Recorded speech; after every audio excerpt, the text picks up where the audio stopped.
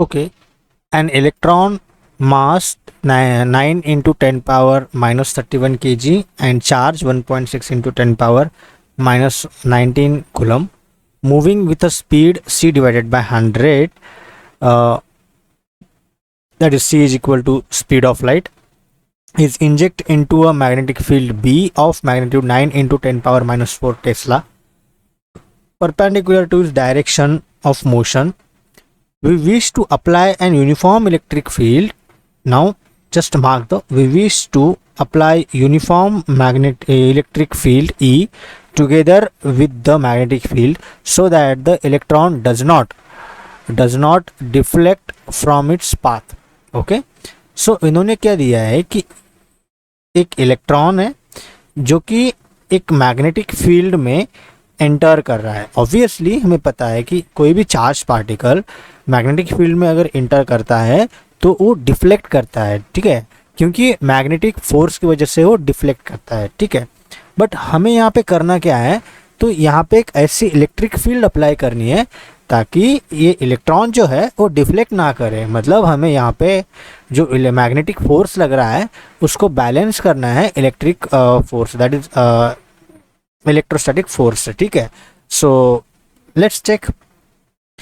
सो electron ये जो enter कर रहा है, सपोज हम कंसिडर करते हैं कि ये है इसकी इलेक्ट्रॉन की direction, that is velocity, and magnetic field जो आउटवर्ड है, that is since this is our magnetic field, and right hand thumb rule use करते हैं तो मैग्नेटिक फील्ड की डायरेक्शन क्या हो, सॉरी मैग्नेटिक फोर्स की डायरेक्शन क्या होगी, सो डाउनवर्ड आएगी, ठीक है. बट सिंस ये इलेक्ट्रॉन है नेगेटिवली चार्ज पार्टिकल है, सो इसकी जो डायरेक्शन है वो ऊपर की तरफ होगी. सो इसमें मैग्नेटिक फोर्स जो है सो ऊपर की तरफ लगेगा, ठीक है.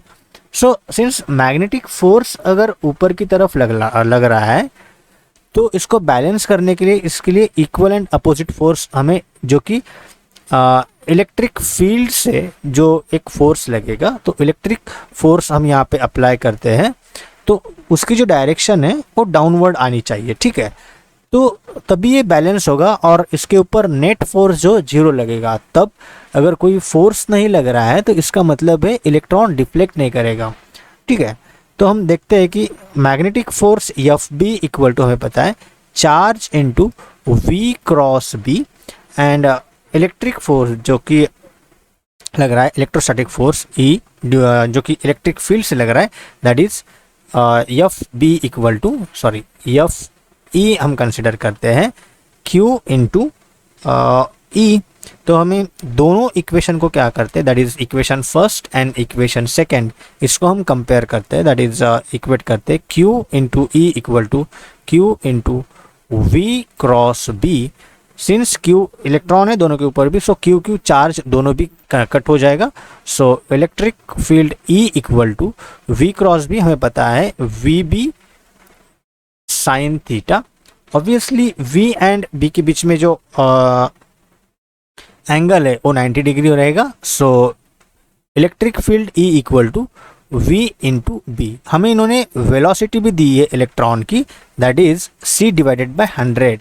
सो E equal to 3 into 10 power 8 divided by 100, and magnetic field इन्होंने दी है, that is 9 into 10 power minus 4. So ये भी वैल्यू पुट करते हैं, 9 into 10 power minus 4. So electric field E equal to, if you simplify this to get cancel, and this is 6 and 3 into 9, that is 27, and इधर यहाँ पे 6 है, यहाँ पे that is into 10 power plus 2, that is whole per meter. So ये आ गया हमारा इलेक्ट्रिक फील्ड का magnitude. And obviously electric field कैसी रहेगी, जो कि परपेंडिकुलर रहेगी, ठीक है. So our option E equal to, E is perpendicular to B and its magnitude is 27 into 10 power 2 whole per meter. So option second is correct. Thank you.